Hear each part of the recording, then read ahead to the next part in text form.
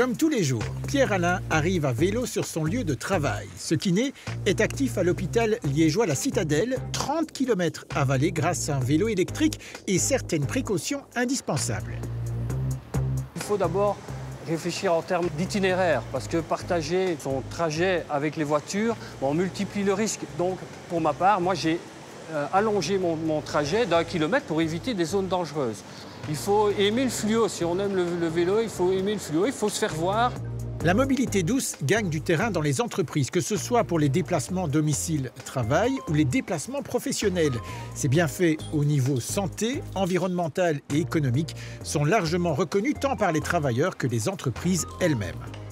La mobilité douce, pour moi, c'est la mobilité active, c'est-à-dire la mobilité qu'on fait en se déplaçant à pied, à vélo, ou avec les engins de micromobilité comme les trottinettes. Pour venir travailler à vélo, il faut habiter à une distance raisonnable. On va dire que la cible, ce sont les gens qui habitent à moins de 15 km de l'entreprise ou qui peuvent combiner le vélo et souvent le train. Il existe des aides pour les entreprises, pour les accompagner sur le long terme ou simplement pour leur donner toute une série d'outils au démarrage. Et ces aides, c'est via l'opération Tous Vélo Actifs, qui est une opération de la région wallonne, entièrement gratuite. C'est une des particularités de ce type de déplacement. L'entreprise doit jouer un rôle proactif. Sans cela, la mobilité douce ne concerne que les convaincus. La Citadelle l'a bien compris en investissant dans l'infrastructure. Nous avons environ 250 à 300 cyclistes réguliers et la moyenne quotidienne, c'est 100 cyclistes qui fréquentent le site de la Citadelle par jour. En termes d'infrastructure, nous avons mis à disposition un parking vélo sécurisé avec différents moyens pour rassurer les différents cyclistes. Je pense par exemple à une borne de réparation pour le vélo, la mise à disposition de douches, de vestiaires. Des facilités indispensables qu'il faut faire connaître. C'est pourquoi désigner une madame ou un monsieur mobilité au sein de l'entreprise permettra de mieux faire circuler l'information. Dans ce bureau d'ingénierie situé lui aussi sur les hauteurs de Liège, c'est Maxence qui occupe ce poste. On est sur une bosse, donc évidemment il y a plein de gens qui vont dire ah oui mais ça monte, c'est difficile, etc. Donc il y a le vélo électrique qui arrive maintenant qui permet de monter plus facilement et donc le tout c'est d'essayer de faire comprendre aux gens que c'est pas si difficile que ça. Les vélos électriques sont largement privilégiés par les travailleurs. C'est vrai qu'ils sont plus onéreux.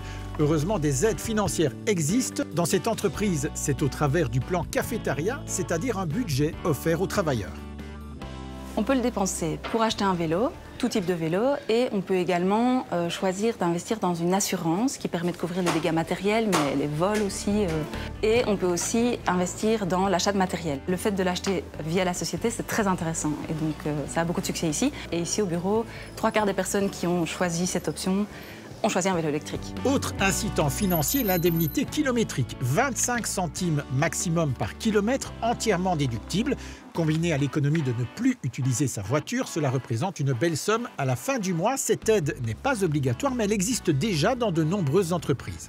Une autre aide qui peut exister, c'est le fait qu'aujourd'hui, la région wallonne octroie une prime à l'achat de vélos, quel qu'il soit, à condition de l'utiliser au moins 40% de son temps pour les déplacements domicile-travail. En dehors de ça, il y a l'aspect leasing. Une entreprise peut proposer du leasing de vélo à ses travailleurs. Un vélo en leasing, un peu comme une voiture de société. C'est une formule qui a de plus en plus de succès. Les avantages, financiers bien sûr, et aussi en confort d'utilisation. Alors le leasing, c'est une formule pour laquelle on a un paiement mensuel et qui permet d'avoir un vélo avec différents services autour, l'assurance vol, une assistance dépannage et les entretiens. L'acquisition d'un vélo au travers de la société permet d'avoir accès à un avantage fiscal super intéressant. Globalement, sans rentrer trop dans les détails, ça permet de diviser par 2, voire 3 selon les cas, le coût d'acquisition du vélo.